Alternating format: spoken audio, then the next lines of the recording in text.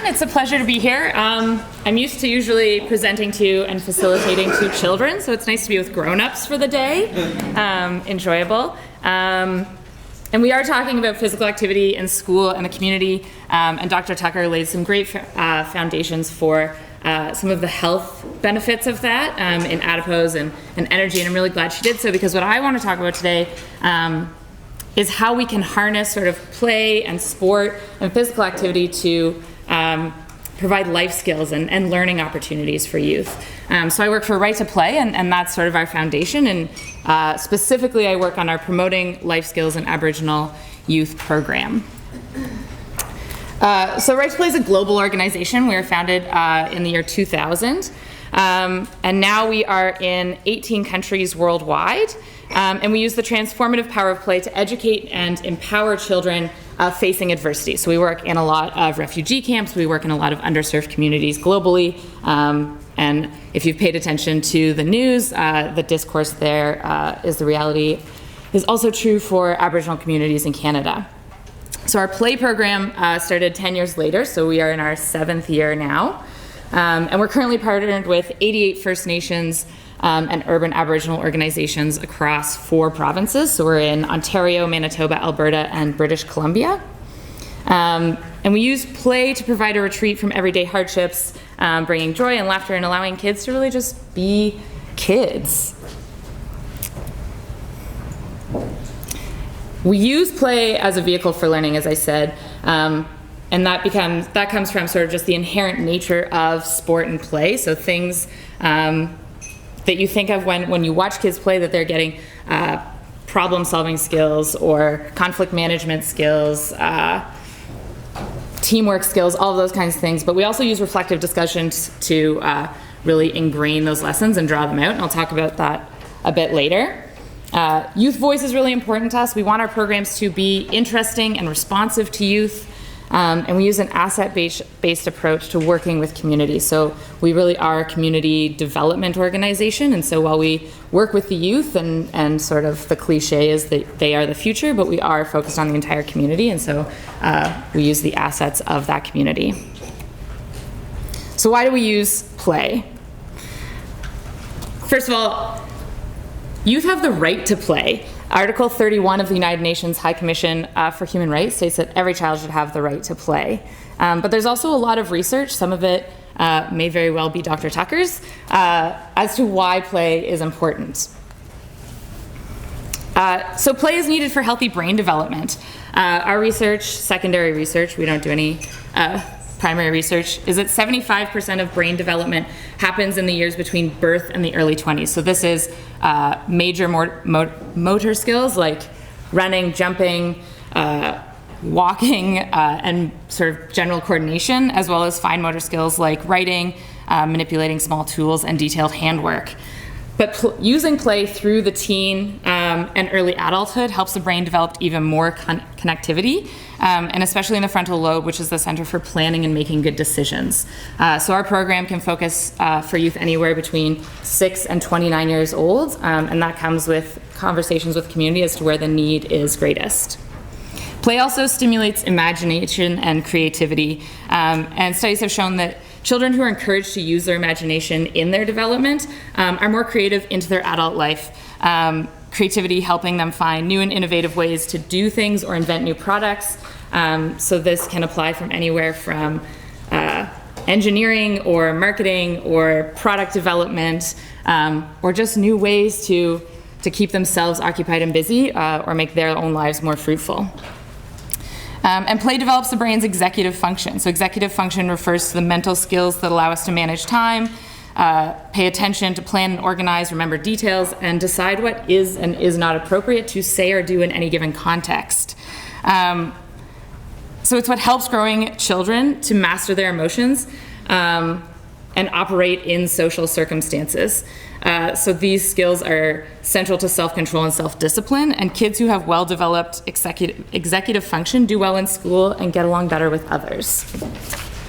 And finally, play develops a child's theory of mind, which is the ability to empathize or walk in another's shoes. So children who are encouraged to play or use their imagination or play a let's pretend game, where they can learn to figure out how various characters in that game would feel or act or do, helps them empathize with those characters who appear later in their life. Okay, like I said, I'm used to facilitating for children, and at Right to Play we're all about sort of practicing what we preach. So knowing I only have 20 minutes, we're going to play a very abbreviated game of sort of a Right to Play classic. This is called Command Center. So we're going to divide the room into 2 teams, and we're going to go straight up this convenient middle table here, and up to the camera so you guys can shift. So this is team 1. You guys will be team A. So if I point to you with my left hand, you just give one clap, one solid clap.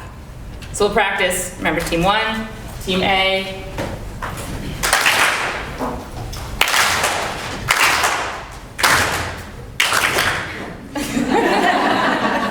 Okay, it's gonna get trickier. If I point to you with my right hand, you're gonna give a good hey, nice and deep. Get it all out. Hey, hey, hey, hey.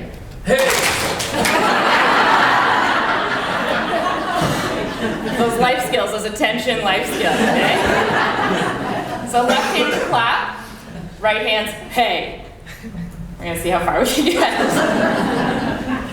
Hey, hey, hey, hey.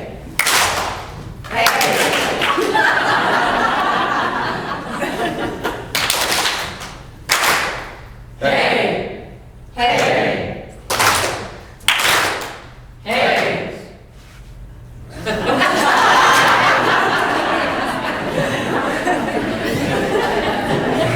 So that's one of our games that we call Energizers. We start lots of our programming with Energizers in a very playful manner for a number of reasons. It creates a really safe and positive space. There's lots of laughter in that room, and that's a really safe risk for kids to take. And they will not be the only ones. You are not the only ones to mess up on any of those turns. And I purposely made it silly and difficult with crossing my arms and turning around. It's also an inclusive and gender equal space. So everyone can play that. We have lots of ways to modify for children with differing physical or learning disabilities so that they can be included in games. And we call it our Bible, and it is 500 pages of different games for that reason. But also building self-confidence and coping skills. While you may have felt very awkward during that game, the self-confidence comes from the fact that everyone felt very awkward during that game. So it creates sort of an even playing field for everyone and sets the stage for the rest of the program, which is usually 60 to 180 minutes of play. And it promotes healthy minds and bodies. Inherently, our games are active or challenging in some manner and pushes kids to try new things. But we know that, so our games and activities are not magical learning experiences, and we know that. They do, inherently have physical activity. We provide healthy snacks in all of our programs. And we harness a lot of that to do some diabetes prevention programming. Diabetes is a major epidemic among our First Nations, Inuit, and Métis communities. So we do lots of diabetes prevention programming with a focus on physical activity and healthy eating. But we also use reflective discussions to really draw out the life skills that come from that. Without encouragement and guidance, children and youth may not sort of remember or transfer what they've learned. So it's there, and just sort of really driving it home and bringing it out. Also for the learners that are not kinetic learners that like emotional conversations to connect with, for them to remember a lesson, or facts for them to remember and connect with. So using reflective discussions that follow up any game like that sort of ropes in more of those learners and those youth. This is the structure that we teach our facilitators to have those reflective conversations with youth. So we call it reflect, connect, apply. So reflect, first asking kids to just think about what they just experienced. What did that feel like? What happened outside and inside during the game? Who was doing what? Those kinds of conversations. With another question, asking them to connect it to their life experience. How does this game connect to what you already know, believe, feel, or do?